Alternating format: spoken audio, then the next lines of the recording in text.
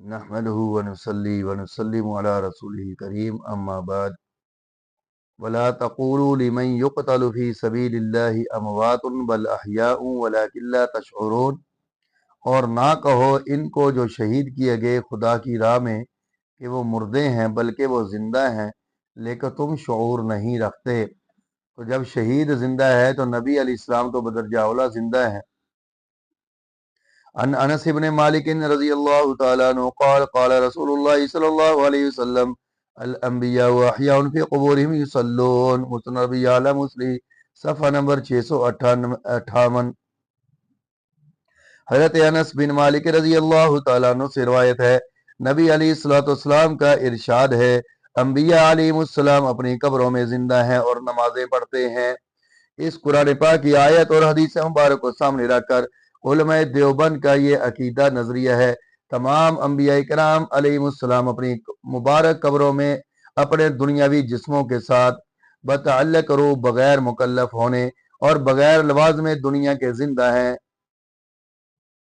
یہ اہل سنت والجماعت احناف دیوبند کا عقیدہ ہے، اس میں دو رائے نہیں ہے، اس میں جمہور اور غیر جمہور نہیں ہے مولوی صاحب، اس میں دو رائے نہیں ہے، ایک ہی رائے ہے۔ اس میں جمہور اور غیر جمہور مت بنائیں، جب جمہور اور غیر جمہور بناتے ہیں نا تو پھر ابہام پیدا ہو جاتا ہے، لوگوں کو شک ہونے لگتا ہے کہ بھی جمہور اور غیر جمہور بنا دیے، اس کا مطلب ہے دال میں کالا کالا ہے۔ علماء دیوبند کے دو فریق نہیں ہے، ایک ہی ہے۔ وہ کیا ہے کہ انبیاء اپنی قبروں میں زندہ ہیں، جو یہ عقیدہ میں نے پڑھ کے سنایا، اس میں کوئی دو رائے نہیں ہے۔ اور جتنے بھی ہمارے اکابرین حضرت مولانا مفتی محمد حسن صاحب حافظہ اللہ تعالی، شیخ طریقت مولانا محمد الیاس گمن صاحب حافظہ اللہ تعالی، اسی طرح حضرت مولانا منیر احمد منور صاحب حافظہ اللہ تعالی، حضرت مولانا مفتی محمد انور اکاروی حافظہ اللہ تعالی، اور جتنے بھی ہمارے اکابرین ہیں، بڑے ہیں، جو اس موضوع پر کام کر رہے ہیں، جو اس فن کے ماہر سمجھے جاتے ہیں، ان سب کے یہی نظریہ ہے، یہی تشریحات ہے۔ ہم ان سب کے اس کام کو مانتے ہیں اور ان کے اس عقیدے پر اعتماد کرتے ہیں، ان کی ان تشریحات پر اعتماد کرتے ہیں، ان میں دو رائے نہیں سمجھتے۔ جو دو رائے رکھتا ہے اس کی دال میں کالا کالا ہے۔ تو اس لیے دو رائے مت سمجھیں، اس میں جمہور غیر جمہور والی بات مت کریں، ورنہ پھر آپ کو پکڑا جائے گا، پھر آپ کو پریشانی ہوتی ہے، پھر آپ کہتے ہیں میں تو حیاتی ہوں، میں تو مماتی نہیں ہوں، میں تو یہ ہوں، میں تو وہ ہوں، ہے صفائیاں دیتے ہیں۔ تو بھائی بتاؤ، یہ بات بتاؤ کہ بار بار صفائی دینے کی ایک بندے کو ضرورت کیا پیش آتی ہے؟ 20-25 سال سے وہ صفائیاں ہی دے رہا ہے، کیا ضرورت پیش آتی ہے؟ آخر کوئی وجہ تو ہے نا، بار بار صفائی دے رہا ہے، بار بار صفائی دے رہا ہے، کوئی وجہ تو ہے نا۔ میں کوئی صفائی نہیں دیتا، میں نے کبھی صفائی دی ہے کہ میں حیاتی ہوں؟ میں نے کبھی صفائی دی ہے کہ میں عقیدہ ختم نبوت کو مانتا ہوں؟ کبھی صفائی نہیں دی۔ عقیدہ ختم نبوت بھی مانتے ہیں، عقیدہ حیات بھی مانتے ہیں، جتنے بھی عقائد صاحب مانتے ہیں۔ تو ایک خاص بندے کو صفائی کیوں دینا پڑتی ہے بار بار 20-25 سال سے کہ فلاں مسجد میں صفائی دی، فلاں مسجد میں صفائی دی، فلاں مسجد میں صفائی دی؟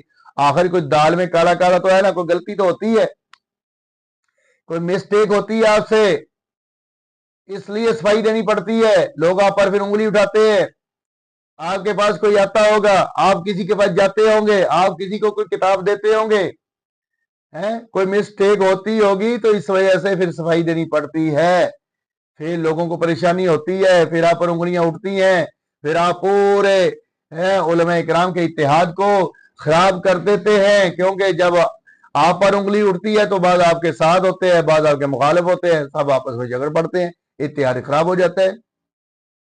تو اس لیے آپ کو صفائی کیوں دینا پڑتی ہے؟ تو اس لیے بھائی آپ اپنے جو غلطیاں ہیں ان کو بار بار دہراتے ہیں، تو دہرانے کی غلطی کبھی نہ کریں، بلکہ اگر غلطی کوئی ہو چکی ہے اس سے توبہ کریں، آئندہ نہ کرنے کا پختہ عزم کریں، اور جو ہے پھر انشاءاللہ سب آپ کے ساتھ ہوں گے۔ آپ لوگوں علماء کرام کے اتحاد کو پارا کرنے کا ذریعہ بنتے ہیں، خراب کرنے کا ذریعہ بنتے ہیں، اور الزام دوسروں پر لگ جاتا ہے۔ تو اس لیے بھی آپ اپنی مسٹیکوں کو درست کریں، آپ اپنی غلطیوں کو بار بار نہ دہرائیں، ورنہ آپ پر پھر یہ الزام لگتے رہیں گے, آپ پر انگلیاں اٹھتی رہیں گی.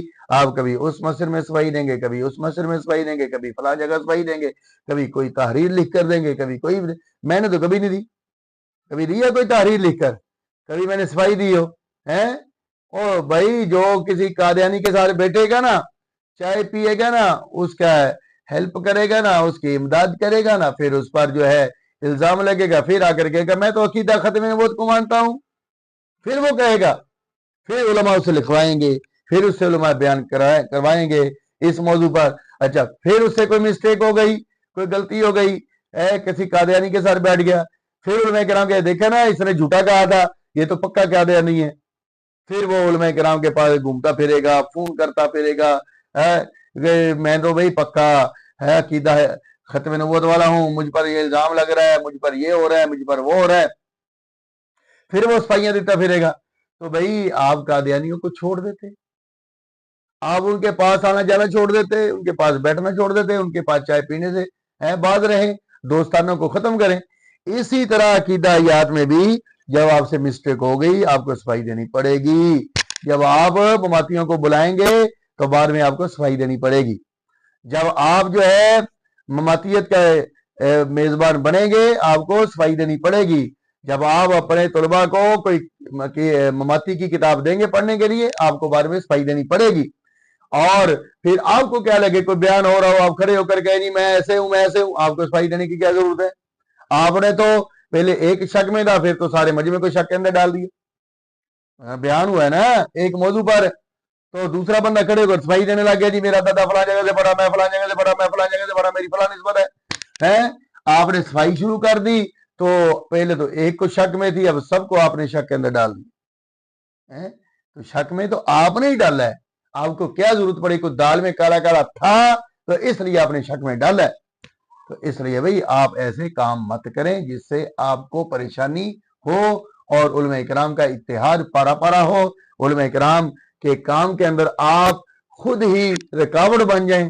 ظاہر ہے جب آپ شک میں ڈالیں گے لوگوں کو تو آپ کو کچھ نہ کچھ کہا جائے گا, پھر کچھ آپ کے بارے میں کہیں گے, کچھ آپ کے خلاف کہیں گے, اتحاد پارا پارا ہو جائے گا.